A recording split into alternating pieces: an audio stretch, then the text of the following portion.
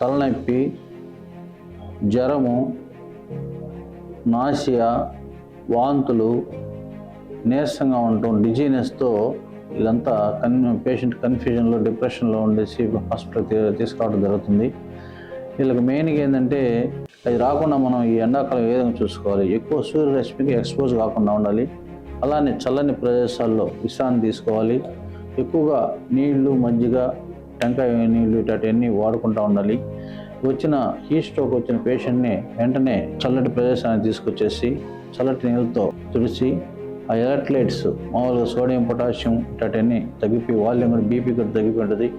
సరైన ivy fluids ఇచ్చేసి తర్వాత ట్రీట్మెంట్ చేయటం జరుగుతుంది.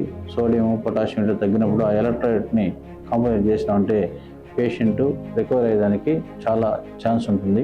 అలానే మీరు కూడా ఈ సన్ స్ట్రోక్కి ఎక్కువగా వెళ్లకుండా నీడ విశ్రాంతి తీసుకోవటం, ఎండకి ఎక్స్పోజ్ కాకుండా ఉండటం, చల్లని ప్రదేశాల్లో కూర్చోవటం, ఎక్కువగా వాటరు, మజ్జిగ ఎక్కువ తీసుకోవటం, టెంకాయ నీళ్ళు ఇవన్నీ చేసుకోవాలని చెప్పేసి కోరుతున్నాను.